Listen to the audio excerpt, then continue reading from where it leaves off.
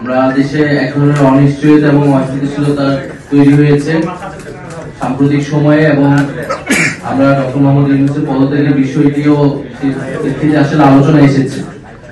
সে বিষয়ে আমরা আমাদের বিভিন্ন জায়গায় আমাদের বক্তব্য আমরা দিয়েছি। আজকে আনুষ্ঠানিকভাবে আমরা এই বক্তব্য প্রদানের জন্যই এবং এই বর্তমান পরিস্থিতিতে করণীয় ঠিক করার জন্যই এই সংবাদ সম্মেলন। আমরা যেটা আমাদের সদস্য সচিব বললেন যে একটা গণঅভ্যুত্থানের প্রেক্ষিতে ডক্টর মোহাম্মদ ইউনূস উনি আসলে সরকারের দায়িত্ব নিয়েছিলেন, এবং এই অন্তর্বর্তী সরকার কাছ থেকে আমাদের প্রত্যাশা আছে যে গণঅভ্যুত্থানের আকাঙ্ক্ষা, যেটা বিচার এবং সংস্কার এবং পরবর্তীতে মানুষের ভোটাধিকার নিশ্চিতের জন্য শান্তিপূর্ণ ক্ষমতা হস্তান্তর অর্থাৎ নির্বাচনের দিকে বাংলাদেশ যাবে।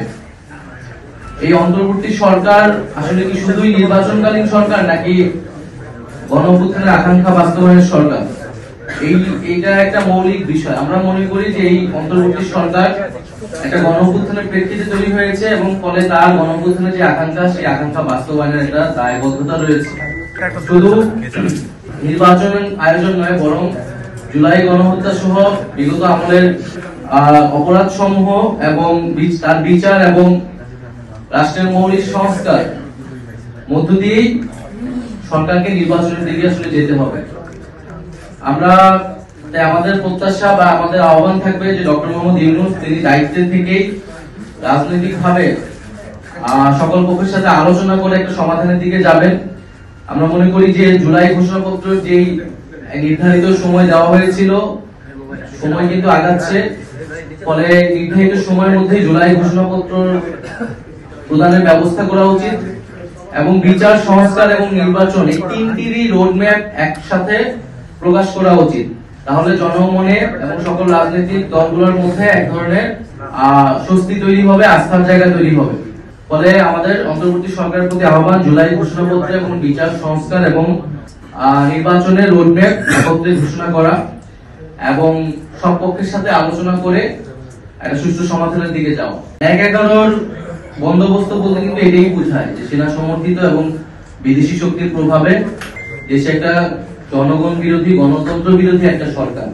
আমরা ৩ আগস্ট থেকে এবং ৫ই আগস্ট বা সেই সময়টাও কিন্তু বারবার এই কথাটা, ৫ই আগস্ট যদি আমাদের সংবাদ সম্মেলন দেখেন বৈষম্য বিরোধী ছাত্র আন্দোলনে, আমরা কিন্তু বারবার এটা স্পষ্ট করেছি যে গণঅভ্যুত্থানের সমর্থনে জনগণের পক্ষের সরকার হতে হবে, যারা গণতন্ত্র এবং সংস্কার নিশ্চিত করবে।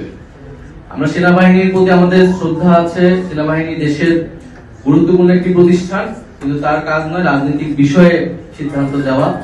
তার কাজ দেশের প্রতিরক্ষা, দেশের নিরাপত্তা নিশ্চিত করা, এবং ক্রাইসিস মোমেন্টে তারা এখন রাস্তায় আছে আইন শৃঙ্খলার বিষয়টি দেখতেছে।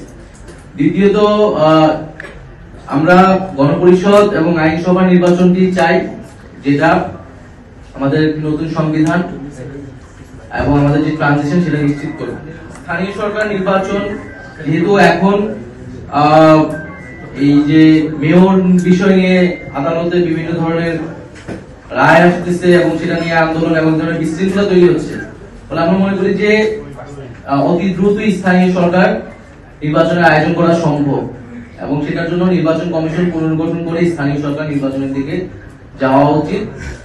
আর ডিসেম্বর থেকে জুন যে টাইম ফ্রেম দেওয়া হয়েছে জাতীয় নির্বাচনের জন্য প্রধান উপদেষ্টার পক্ষ থেকে, আমরা তো সেটা সমর্থন করেছি। আমরা বলছি যে তার আগেই যে জুলাই ঘোষণাপত্র, বিচার, সংস্কার এগুলা নিশ্চিত করে আমরা জাতীয় নির্বাচনের দিকে যেতে পারি।